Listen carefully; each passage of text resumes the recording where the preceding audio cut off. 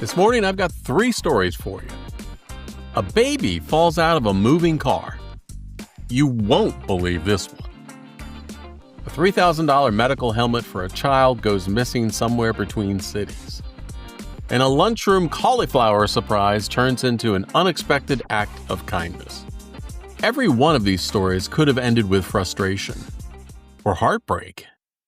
But thanks to strangers, regular folks like you and me, who didn't hesitate, they became stories worth remembering and me telling you about. So grab your coffee. Let's start your day with something good. Hey, I'm Steve, your friend and host here on Good Morning Wake County, where I share good news and positive stories from Wake County, North Carolina, and from around the world. Because don't we all need a better day? Okay, I've got the dad joke for you. Here's the joke. I've got a lot of jokes about retired people. Stick around for the punchline at the end.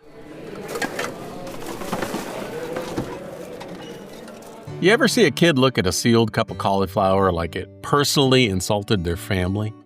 Yeah, we know that look. But here's the twist.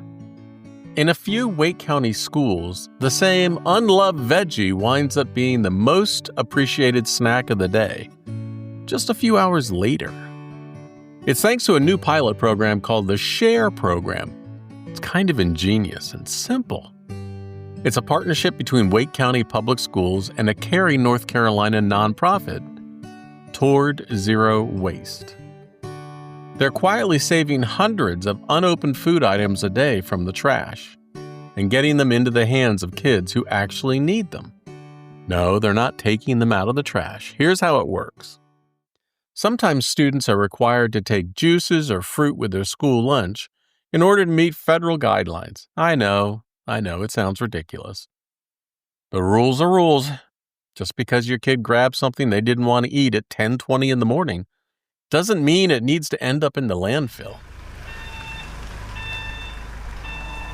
So this program created a brilliant solution. Instead of throwing it away, they can leave it on a share cart. Later during class or when school's out, any student can grab what they need. Quietly, no forms, no shame, just food. Karen Proctor at Dillard Drive Magnet School is quoted as saying, "We put it out at dismissal and it's gone." And over at Millbrook Elementary School, even that cauliflower gets snatched up.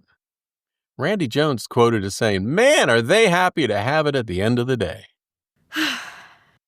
Even better, students are starting to lead. They're asking smart questions, making suggestions, helping figure out what else can be saved.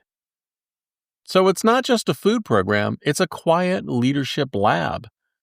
7,000 snacks each year per school can be saved this way.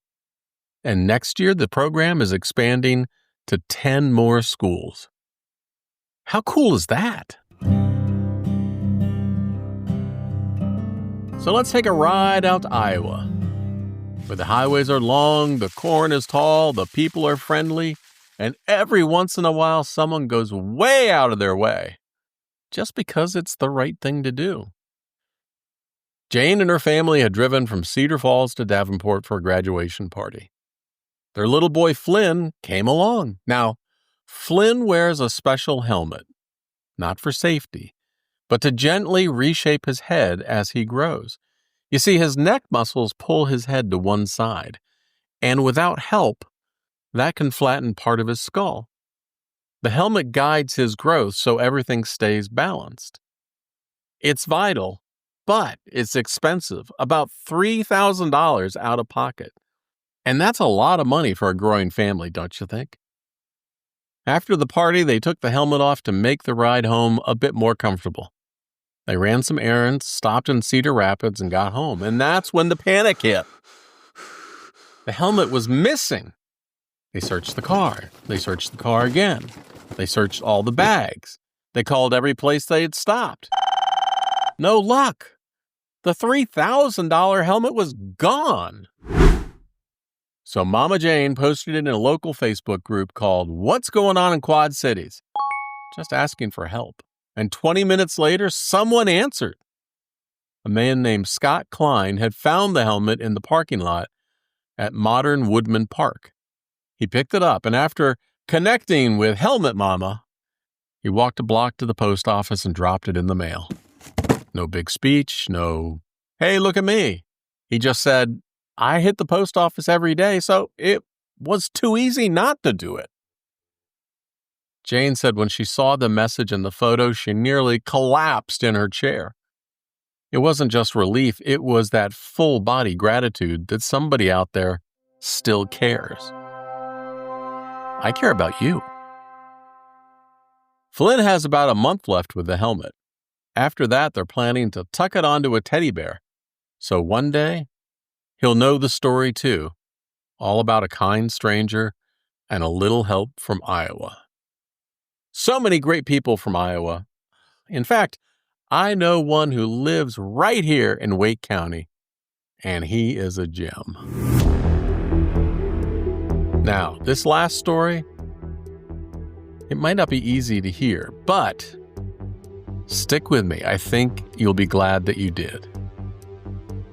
It's Lumberton, North Carolina, just after 6 p.m. A mom makes a left turn onto West Chance Cutoff, right in front of City Hall. The back door of her minivan slides open, and a car seat with a 21-month-old baby strapped in falls out, tumbles, rolls to a stop on Highway 96. There's video of all this happening. It's real and it's shocking. It's one of those moments you don't forget. I watched the video yesterday, and it stuck with me. The van makes the corner, keeps on going, and as the van passes, you can see in the dash cam video the child seat on the ground, face down. When you first see the video, your first thought will be, oh my God, will a car hit it? But here's what happened next. The man in a big white pickup truck waiting to turn left behind the van sees it, slams on his brakes, swerves his truck sideways, blocking traffic like a shield. He jumps out, sprints towards the child. 2 more people run from opposite directions, confused and scared, not quite believing what they just saw, but they're running towards the danger anyway. They reach the child in seconds. It feels like minutes. They picked him up, pulled into the Shell station right there, called 911, stayed with him until help arrived. EMS soon arrived.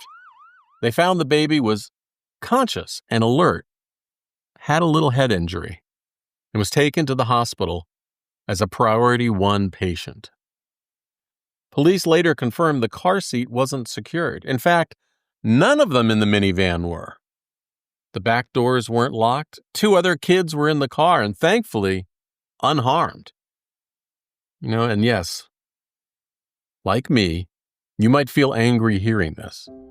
That's okay, that's human. But let's not ignore this.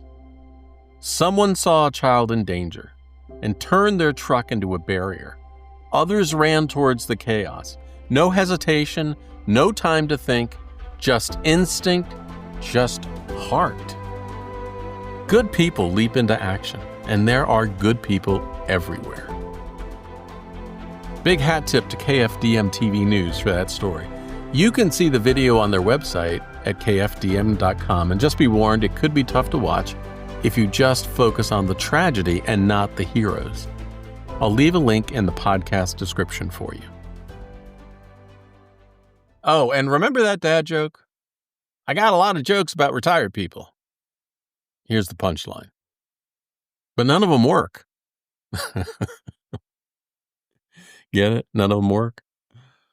Oh, so if this made you smile today, boop the like button. Helps more folks find this little podcast. And if you want more stories like this, head over to tapyournews.com and sign up for my daily email and reminder about the next podcast. Thanks for sharing a few quiet minutes with me. I'll see you tomorrow. And remember, good neighbors are everywhere, and you just might be one of them. See you tomorrow.